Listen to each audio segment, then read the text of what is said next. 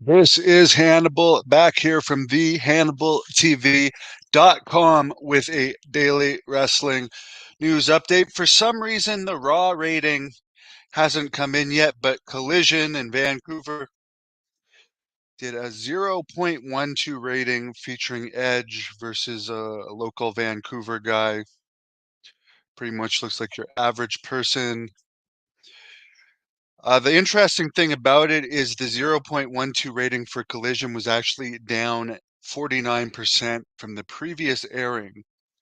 And it's interesting that they had Moxley and Jericho on the poster. They didn't use Jericho for some reason, but Moxley, the Young Bucks, Eddie Kingston, and Jack Perry were all on the New Japan show the same night. I mean, obviously AEW knew this in advance and decided not to tell anybody in advance that Moxley wasn't going to show up.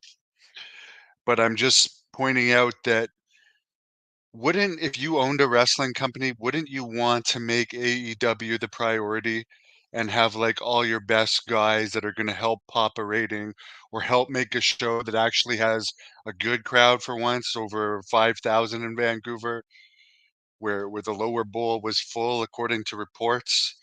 Finally, they have a good crowd and they're going to let like a handful of their top guys wrestle for New Japan instead and then get a crappy rating.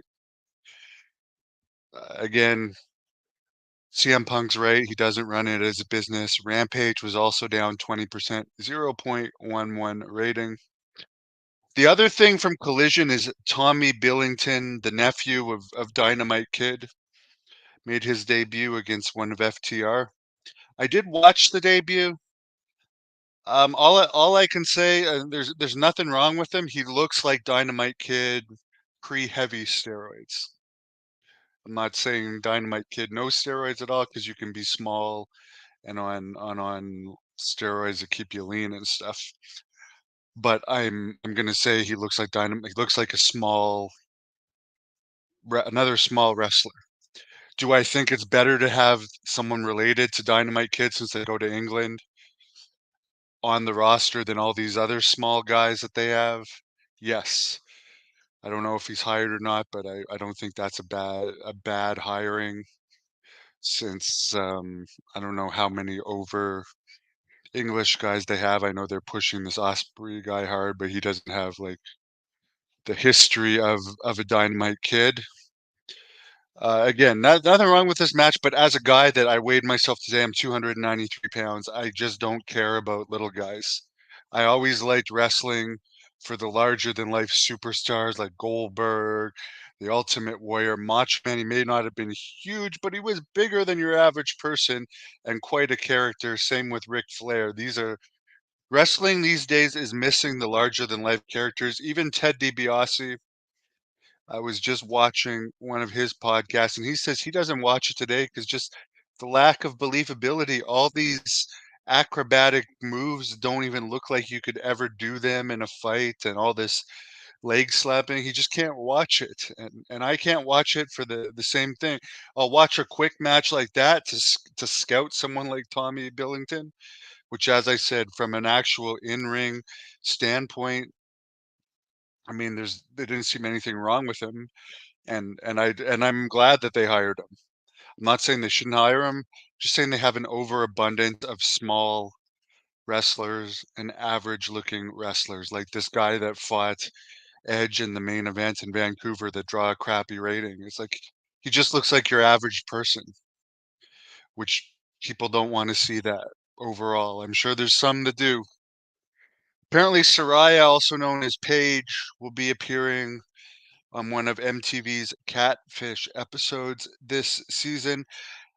Vince McMahon apparently could go to arbitration and try and get Janelle Grant to return the $1 million and file a defamation lawsuit against her if it ends up that Vince McMahon's and WWE and John Laurinaitis' request to go to arbitration is approved, and then they win at arbitration, which is very possible they could win.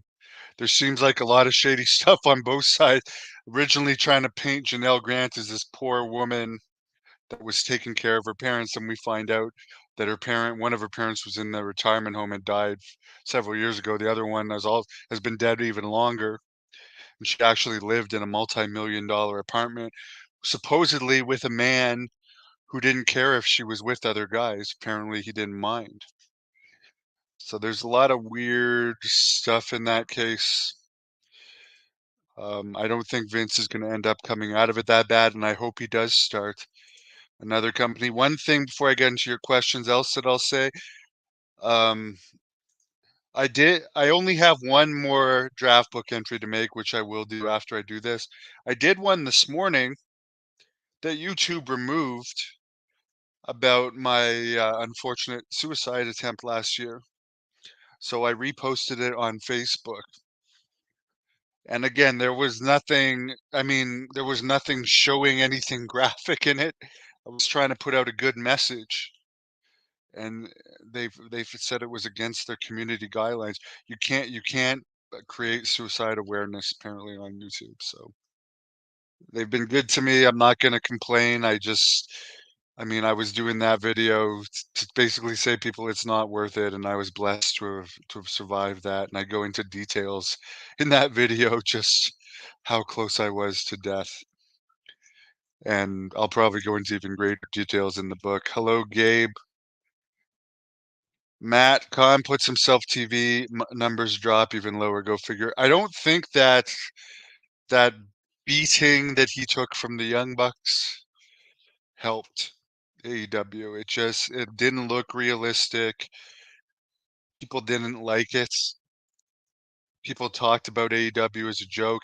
It'd be one thing if he still sold it on the NFL thing and actually made people believe during the draft that he was actually hurt, but he's just wearing the neck brace, all smiles. He actually was putting over the Young Bucks in several interviews. It just makes it look like a joke. People don't want to watch wrestling for a joke. If something ends up being funny, fine, but people don't watch wrestling for comedy. They want to suspend their disbelief, and it's very, very hard to suspend your disbelief these days. Vince is the ultimate heel. I think again, here's how bad a booker Tony Khan is as far as my taste. Ric Flair was the ultimate heel last week. He's under AEW contract, and they didn't even use him. They did not even use him, and we did a vote on this channel of what you guys thought about AEW not using him last week, and the verdict came in that you guys thought AEW should have used Ric Flair somehow, and I'm gonna post another vote entry right now that's not a surprise. I'll post it right now. You guys reminded me of it. Thanks for reminding me. I It came up the other day that Ring of Honor was actually better when it was funded by Sinclair, which was not didn't put any near the amount of money that Tony Khan put in. This was the most landslide vote ever. 91% of you said that AEW was better in the lower funded Sinclair era when AJ Styles was champion. Back in the days when I beat him 2 times in one night when he was IWGP champion too. Only 9% of you think that the current crap Ring of Honor show that AEW puts on is better than it was, even though it's way better funded. Today's Ring of Honor is basically lower card jobbers in AEW beating locals. And then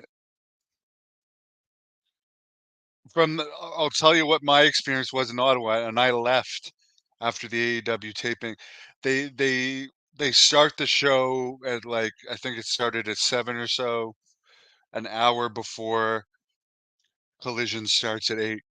Then they go 8 to 10 Collision, and for the first half hour, they're just showing stuff on the TV screen. which is like making the fans bored. They're not actually seeing anything live. Then half an hour in, they film 2 Ring of Honor matches.